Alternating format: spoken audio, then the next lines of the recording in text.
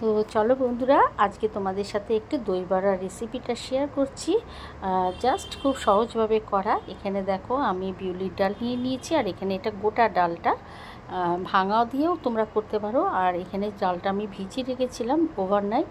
এবার দেখো সেটাকে ভালো করে ধুয়ে আমি মিক্সিতে এটাকে মানে পেস্ট করে নেব। আর খুব ভালো করে পেস্ট করবো যাতে একদম মিহি হয়ে যায়। তো দেখো আমি মিক্সি বাটিতে দিয়ে দিচ্ছি, আর অল্প একটু জল দেবো যাতে ব্যাটারটা খুব বেশি পাতলা না হয়ে যায়। দেখো অল্প জল দিয়ে একটু ঘুরিয়েছি, আর ব্যাটারটা ঠিক এরকম হবে। এবার এটাকে খুব ভালো করে আমি ফেটাবো। আর এই দই বড়াটা ভাজার আগে যদি ডালটাকে খুব ভালো করে ফেটানো যায়, একদম এমনভাবে ফেটাবে যেন সেটা একদম ফ্লপি মতন হয়ে যায়। যতটা ফ্লপি করতে পারবে দেখবে বড়া ততটাই সফট হবে। তো আমি দেখো এরপরে আমি হাত দিয়েও ফেটিয়েছি, আর দেখো কত সুন্দর এই দেখো ফেটানো হয়ে গেছে। তোমরা ইচ্ছা করলে বিটার দিয়েও ফেটাতে পারো। তো এরপর দেখো আমি একটা বাটিতে একটু জল নিলাম, আর সেই জলের মধ্যে আমি একটু বড়াগুলো মানে বড়ার আকারে ছোট ছোট করে দিচ্ছি, যাতে আমি দেখব যে এটা ভেসে আছে কিনা। ভেসে থাকলে তখন বুঝতে হবে ব্যাটারটা আমার একদম পারফেক্ট হয়েছে। তো এরপরে আমি কড়াইতে তেল দিয়ে দিলাম, আর তেলটা খুব বেশি দেবো না, কেননা এই যে ভাজা টাজাগুলো করার পর না তেলটা বেশি থেকে গেলে দেখবে ওই তেলটা দিয়ে সব কিছুতে তো আর রান্না হয় না সাদা তেল দিয়ে। সেই জন্য আমি খুব বেশি ডুবো তেলে ভাজছি না, তবে যা তেল দিয়েছি তার মধ্যে বড়াগুলো খুব সুন্দরভাবে ভাজা হয়ে যাবে। আর একটু ছোট ছোট করে করছি, কেননা একটু বড়াটা রেডি করে রেখে দিলে কী হয় জানো তো, এখন গরমের সময় না একটু টক দইটা ভীষণভাবে খেতে ভালো লাগে। তো একটু সন্ধ্যের দিকে যদি এক প্লেটে মানে দুটো বড়া দিয়ে একটু দই দিয়ে খাওয়া যায়, ভীষণ ভালো লাগে।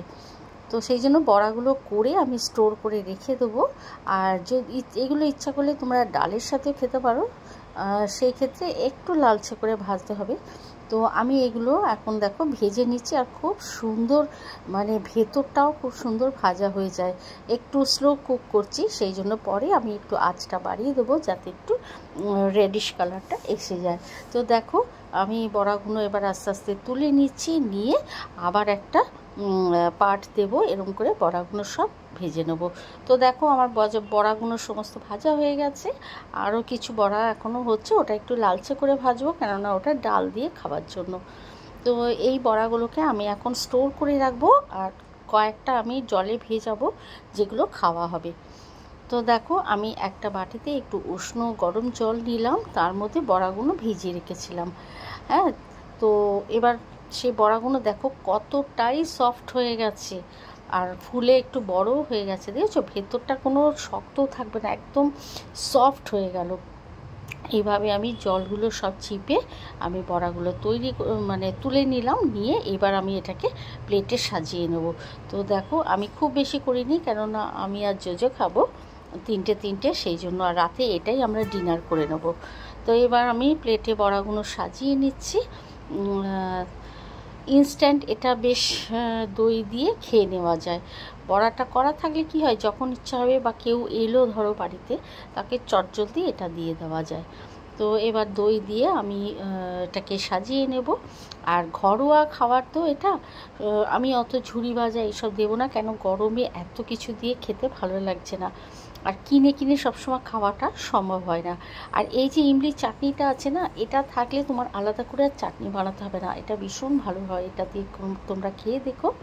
আমি সাধারণত খেজুর তারপরে তেঁতুল এটা দিয়ে চাটনিটা বানাই, কিন্তু আজকে আমি ইমলি চাটনিটা দিয়ে করছি।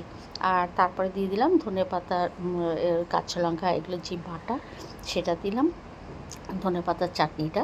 তারপরে দিলাম একটু বিট নুন, আর দিয়ে দিলাম এটা ভাজা মশলা, আর দিয়ে দেবো চাট মশলা।